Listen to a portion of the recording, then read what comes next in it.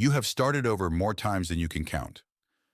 New diet, new training program, new morning routine, new business idea. And every single time, the same thing happens. You stop. Not because you are lazy, not because you lack willpower, not because the goal was wrong, because of something happening inside your brain that nobody ever told you about. And once you understand it, you will never quit the same way again.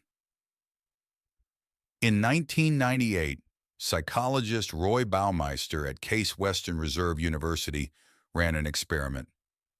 He brought people into a lab, put them in a room with two things: fresh baked cookies and radishes. One group was told to eat the cookies. The other group was told to eat only the radishes and resist the cookies. Then both groups were given an unsolvable puzzle. The cookie group kept trying for an average of 19 minutes.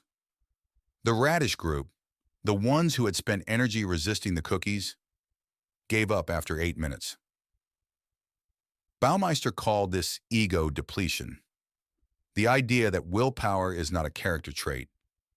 It is a finite resource, like a battery.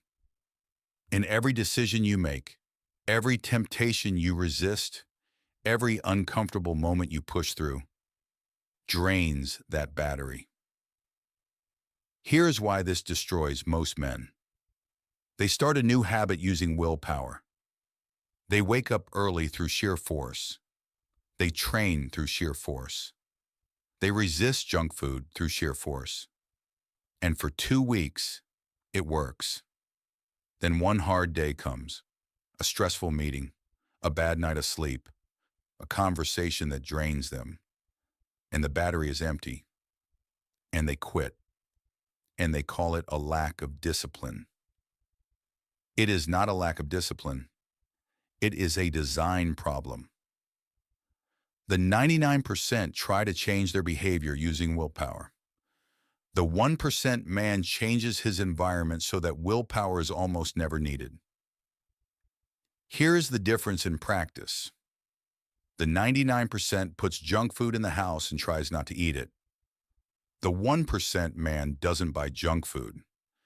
The 99% keeps his phone beside his bed and tries not to check it. The 1% man puts the phone in another room.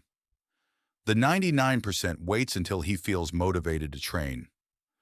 The 1% man lays out his training gear the night before, so that not training requires more effort than training. This is what Stanford behavioral scientist B.J. Fogg calls friction reduction. Make the right behavior as easy as possible.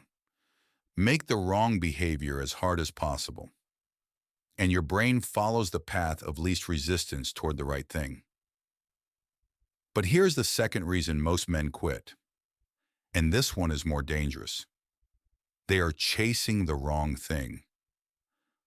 Most men start a diet because they want to look better. Most men start training because they want to feel better. Those are outcome goals. And outcome goals have a fatal flaw. The result takes months, but the discomfort is immediate. So the brain runs a simple calculation. Pain now, reward later. And the brain almost always chooses comfort now over results later. The 1% man does not chase outcomes. He chases identity. He does not train to look better. He trains because he is the kind of man who trains. He does not eat clean to lose weight. He eats clean because he is the kind of man who fuels his body with intention. When the identity is the goal, missing a session is not just missing a session. It is a vote against who you are. And that is a much harder thing to walk away from than a number on a scale. There is one more reason, the most overlooked one. Most men try to change everything at once. They do not just start a diet, they start a diet and a training program, in a morning routine, in a journaling habit, and a reading habit all in the same week. And the cognitive load of maintaining all of it depletes the battery in days, not weeks, days. The 1% man changes one thing only, until it costs no willpower at all, until it is automatic. Then he adds the next thing. This is why the 1% man seems to have infinite discipline. He does not. He has simply built enough habits on autopilot that his battery is almost always full when he needs it. You did not quit because you are weak. You quit because you were using the wrong system. Here is your challenge. 7 days, one thing. Pick one habit, just one. Then redesign your environment so that doing it is easier than not doing it. Remove every obstacle between you and that one habit, and do it for 7 days straight. Not because 7 days changes your life, because 7 days of one automatic habit is the foundation that everything else gets built on. You have not been failing because you are not enough. You have been failing because nobody taught you how the battery works. Now you know. One habit, one decision, 1% better every day.